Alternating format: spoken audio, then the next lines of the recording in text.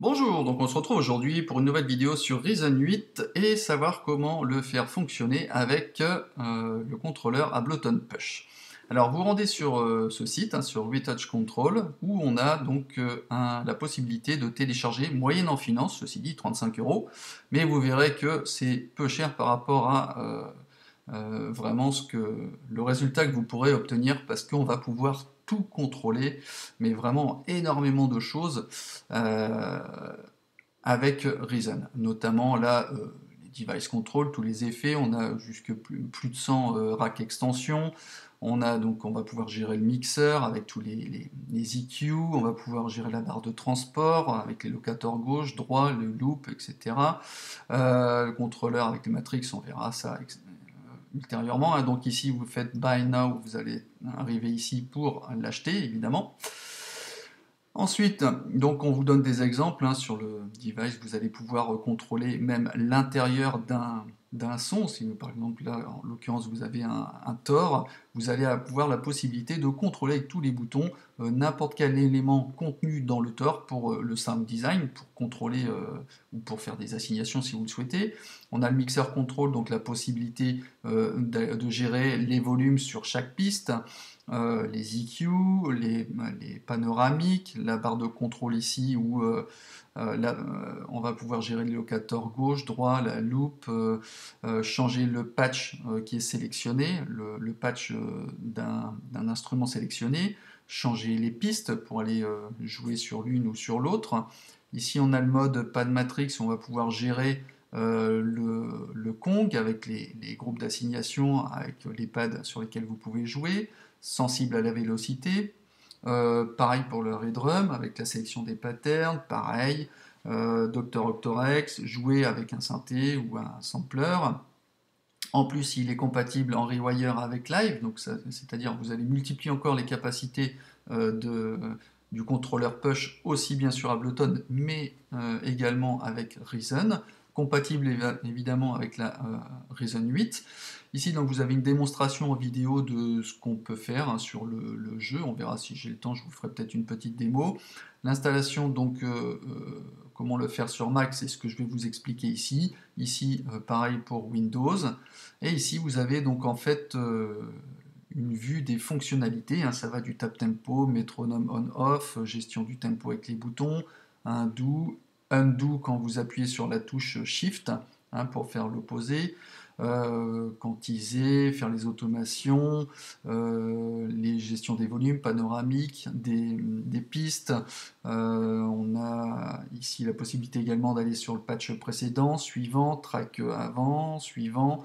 Enfin, vraiment des choses qui sont très très complètes, avec après des raccourcis. Je vous laisserai consulter cette mine d'or et ce mappage qui est vraiment très très bien fait. Alors une fois que vous l'avez acheté, vous allez avoir donc un fichier à décompresser, ici, voilà, qu'on va ouvrir. Hop, ça. Alors, dans un premier temps, il va falloir en fait installer le remote sur votre disque dur, et dans un second temps, on va configurer Reason. Alors, dans un premier temps, on va aller dans le dossier remote et on va aller installer déjà dans un premier temps l'OS. Hein. Vous, si c'est sur Windows, c'est celui-ci, et là sur l'OS. Alors, faites attention en fonction de la sécurité que vous avez activée. Je vais vous donner l'exemple. Là, si vous cliquez, il va dire attention, on ne peut pas l'installer parce que le développeur n'est pas identifié. Alors, pour remédier à ça, vous allez ici dans les préférences système, sécurité, confidentialité. Alors, soit vous déverrouillez le cadenas et vous acceptez de n'importe où et vous ne serez pas embêté ou interrogé à chaque fois, soit vous le laissez comme ça et en gros, il va vous demander, et là, il va vous dire ouvrir quand même concernant l'application Install Remote. Donc moi, je fais ouvrir quand même. OK. Voilà. Donc il met en route le terminal, il dit que l'opération s'est terminée. Voilà, alors là on ne peut pas faire plus simple. Donc OK, ici c'est terminé. On va vérifier que tous les éléments soient bien installés. On va ouvrir ici. On va aller dans la bibliothèque, application support, Propolared. le remote, les codecs, le Lua codec, et ici dans Pusher, il faut qu'on ait 3 fichiers device, 3 fichiers mixer, 3 fichiers transport. Si vous avez ça, c'est que ça s'est bien passé. On retourne un peu en arrière et on va dans Map. Et on va voir dans Pusher si on a bien nos 3 fichiers Remote Map hein, qui configurent tout pour Reason. Ok, donc ça, bah, c'est bon. Alors qu'est-ce qu'on va faire ensuite? On va revenir ici sur l'application pour Mac. Moi je vais lancer alors Pusher, ou soit vous le prenez, vous le glissez. Alors avant, on va allumer le contrôleur. Hop, Ableton Push. Et on va glisser Pusher, alors soit dans le dock, soit directement dans le dossier application. Check. Alors, ici, il va se trouver là. Je le mets en route. Alors, bah pareil, forcément, il va me demander l'autorisation. Donc, sécurité. Ah bah là, il me l'a pris. Ah voilà, il me l'a pris sans problème. Alors, on va configurer donc là, bah, par défaut, Ableton Push User pour Pusher, et là, pour Pusher. Donc là, on touche rien, c'est censé fonctionner. Je le rabaisse au cas où. Alors après, bah, qu'est-ce qu'on va faire? Il va falloir faire reconnaître Pusher, le contrôleur, dans Reason. Donc bah, pour ça, on va lancer Reason. Alors, je précise que sur la version 8, ça fonctionne également.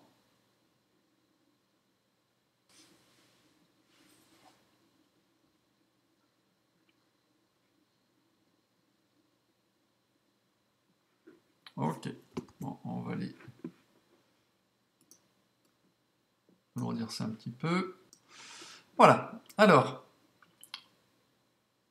on va aller dans les préférences, et on va aller faire reconnaître ce contrôleur dans Reason.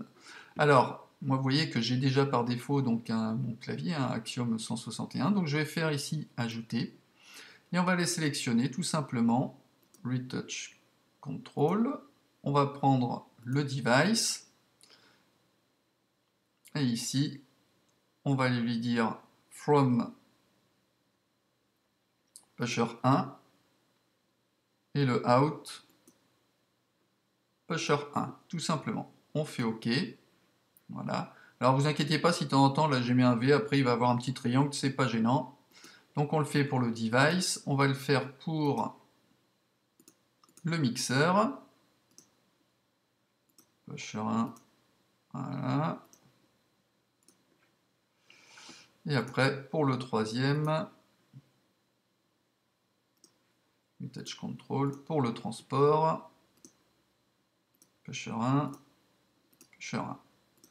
Voilà, vous voyez qu'il s'est transformé, c'est pas gênant. Vous voyez, entre-temps, le contrôleur il s'est allumé.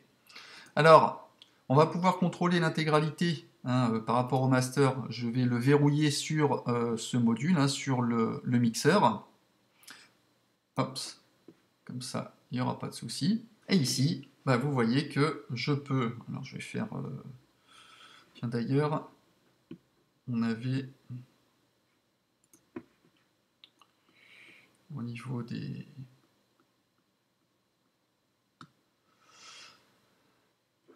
Alors, show ici, mixeur, en appuyant sur Shift, séquenceur et rack. Alors ça peut être intéressant. On a dit mixeur, séquenceur et rack. Alors, je vais prendre par exemple, je sais pas, on va utiliser hop, un Tor. Je vais le dérouler. Vous voyez que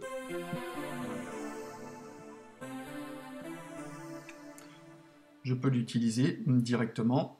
Alors, je vais aller dans le device. On va voir qu'on peut toucher certains boutons. Vous voyez, là, je vais changer directement ici le premier oscillateur. Voilà. On va pouvoir après bouger le contenu. Vous voyez, les octaves, semi, tune, etc. On va pouvoir aller chercher, sélectionner l'oscillateur 2. Pareil, le faire bouger comme on le souhaite. Alors vraiment, on peut vraiment tout éditer. On va créer plusieurs instruments, ça sera plus simple. Alors je vais les prendre, je vais le faire à la souris. On va prendre un Kong. On va prendre un Thor. Et on va prendre un... On peut bien sûr le faire directement par le contrôleur, mais bon, là je fais comme ça, histoire de gagner du temps. On va aller... Alors, dans le mode séquenceur, ici, on va essayer d'avoir un peu tout à l'écran. On va pouvoir aller jouer. Ici, on va sélectionner notre Kong.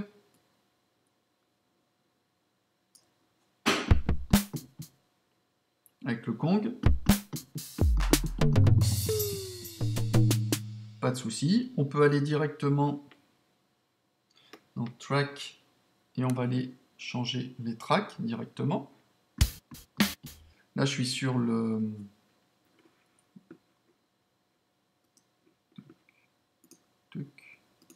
On va ouvrir les deux. Là, je suis sur le Dr. Octorex. Je vais jouer avec les slices. Je peux me déplacer ici avec Patch pour aller changer les patchs. Vous voyez que ici, il m'a changé mon patch. Voilà. Je vais jouer avec les slices. Je peux remonter ici au niveau du track pour aller jouer avec avec le subtractor. Je peux remonter directement pour aller sur l'autre Kong. Voilà, donc vraiment très simple et intuitif dans l'utilisation.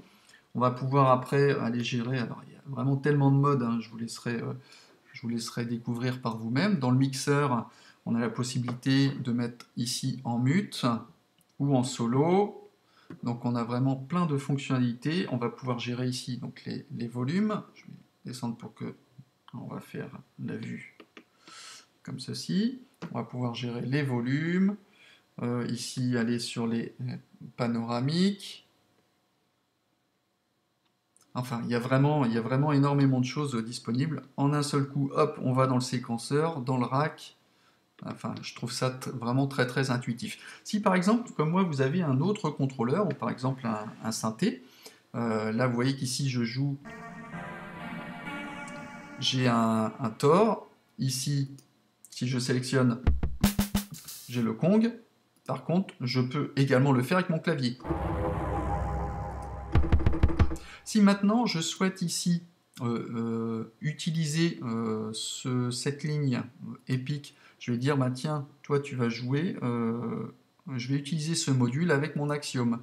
Ce qui me permet ici de sélectionner un autre son. Là, je vais jouer avec mon Kong et avec mon synthé. Je vais pouvoir jouer avec deux instruments différents. Voilà, bon, alors après, je ne vais pas rentrer dans toutes les explications parce qu'il y a tellement de fonctionnalités. En fait, on peut quasiment tout est mappé. Voilà, bon bah j'en ai terminé avec cette vidéo. J'espère qu'elle vous aura donné envie de l'utiliser. Hein. Donc effectivement ici, vous voyez qu'il y a vraiment les choses sont vraiment concentrées et simplifiées dans l'utilisation. Donc moi, j'ai pas encore tous mes repères parce que je suis en train de faire des mappages sur beaucoup de logiciels différents. Donc, mais ici, les choses sont vraiment simplifiées, accessibles très rapidement, et surtout, on utilise tout le potentiel d'Ableton Push pour éditer vraiment et mapper et avoir accès à tout ce dont on a besoin pour Reason, notamment pour ceux qui font du live. Voilà, ceci dit, bon bah je vous laisse, et je vous dis à bientôt pour de nouveaux tutos. Allez, ciao ciao!